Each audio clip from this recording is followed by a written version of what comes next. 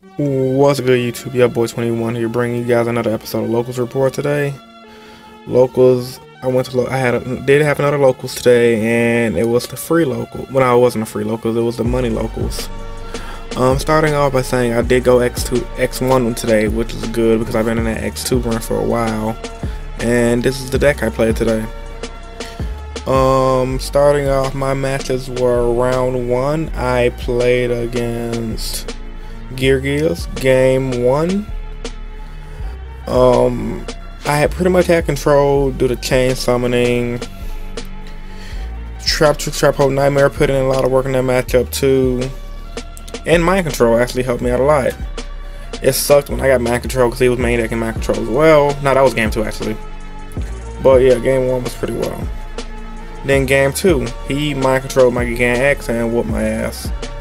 And game 3, it was a back and forth game. I was hoping to draw my new tech for Extermination, testing out 1 right now. I didn't draw it against him because I was hoping to either hit a Wire Tap or a Black Horn of Heaven because I did not run those cards. And by me not running those cards, if I hit his, it'll completely fuck his deck up. Didn't hit it, really close game, and he beat me. So I lost round 1. Round 2, I played against some Sectors. That main deck Macrocosmos, oh my god. Pretty much flipped it up, it was game over, game 1. I mean, he drew a bad hand and I had control with Myrmilio setting up the Trap Hole Nightmare. I remember one play indistinctly where he summoned his Max C while it had a Macrocosmos up, and he played Insect Imitation, try to bring out a Centipede and try to use some of his fag, and I had Trap Tricks, Trap Hole Nightmare, negating Centipede and killing him. Very, very potent card. Also, Ragnar Zero helped out in the matchup as well because you know Ragnar Zero, they equip the Hornet or equip anything, chain Zero's effect on their turn, popping their monster really good. So pretty much Insector was an easy win. Beat him 2-0. Main deck macro really helped. Round 3 technically was a bye. I played against a guy who technically I can tell just started playing because he didn't know all his rulings. He was playing Worms, and he was getting me game 1 honestly, grinding it out. I drew a terrible hand. He was fucking me up with Worm Nebula, bouncing my shit back with that, I think Yagan I believe his name was, and I came back and won. Beat him via this motherfucker Exciton. Where is he at? Right there, blowing his field up and killing his monsters off again. That's how I got game 1, and game 2 was just pretty much a sweep. Round 3, I played up. No, that was round 3. Round 4, the last round of the tournament, and I played up against Hieratic Rulers. Went first. Won a Dyro, opened up Macrocosmos. I believe it was a Breakthrough skill, Trap Hole Nightmare, Gigan X, and Kage. So X Kage, and I drew a Fortress, shitty, but I went X Kage going into, what the fuck is that card called? I'm so bad with names right now. King of the Fairy Realms, search Kage. His turn, he plays Dragon Shrine. I flip Macro. It's pretty much GG game 1. Everything he tried to banish for, I either had a Bottomless set, Macro was already on board. He could never get on presence. Then game 2, he just completely OTK'd me. I believe I just set, cause you know I side into Fire and Ice hands. I set the Fire hand. He went Draco Sag in defense mode first turn. Came back with his following turn. He spanned out with dragons, obliterated my field, and he compulsed my Fire hand, which is pretty shitty for me. Then game 3, same scenario. I opened up the macro with a Myrmilio, I believe this time. Search out the Trap Hole Nightmare. And pretty much game over. Highlights of this tournament though. I realized Breakthrough skill is very good in this Chain Gadget variant because I can have it being dead in the graveyard. So if I just have a gadget in hand, let's say I top deck Chain Summoning, I can, if my opponent has a monster in the field, I can summon my gadget, use gadget's effect, chain Breakthrough skill to get their monster effect, chain summoning, chain link 3 to get those swarming plays off. I did that against round 3. No, that wasn't round 3. I did it round 2 against an Insector player, and that was pretty powerful. And also The one Nobleman of Extermination, I ran this today because of, if you guys saw my Extermination video, I believe it was very good against Artifacts. Didn't play against the Artifacts, but it helped me in my Hieratic Ruler matchup.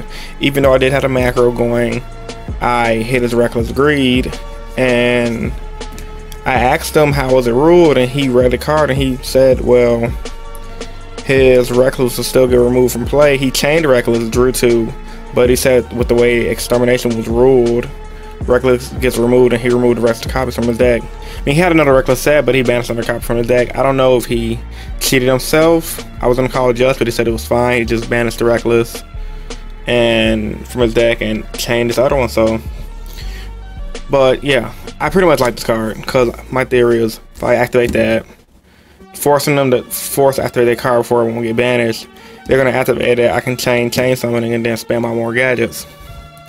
Just trying to think of easier ways to spam out gadgets. The more and more this format going on right now, I'm starting to see 2 of these as a must for the deck. Ragnar Zero is fucking boss. This guy steals games still. And I like going into him because people, every time I go into him, let's say if I have macro up, they always either waste a Solemn Warning or a Bottomless on him. So he's really good to get rid of problem cards. And if you just make him on, let's say you have a field of, let's say, Fortress, and you're following turn, you're trying to push for damage, make him. Now you don't have to worry about the Deep Prison, I believe. No, not Deep Prison, but shit like Phoenix Chains or Break the Skills, because he helps prevent your stuff from being targeted. Really good card. Protect your cards like Soul Drain deck. Thoughts on the deck.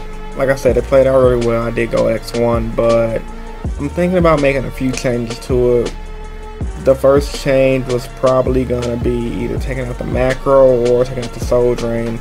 I didn't really see Soul Drain all day, so it didn't really affect me that much. I feel like I could have played something better. And as far as macro went, I know goddamn well if I was playing against something like Madolche, I would have got smacked up real fast. So I don't really know how viable macro was. I think it was just one of them things where it was an opportune time for me to draw against decks that it hurts a lot.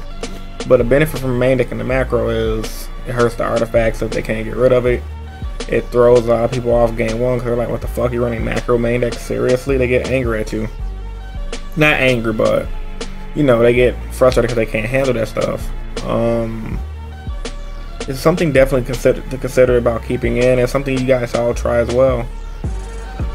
But I don't think it's that good because I don't know if it's going to be that good because going farther into this format, depending on how popular Madolche's become based on it top 16ing YCS Philadelphia. And yes, I know the Chris LeBlanc won with Madolche's, but I don't really consider Madolche's winning an event. I consider Chris LeBlanc winning an event.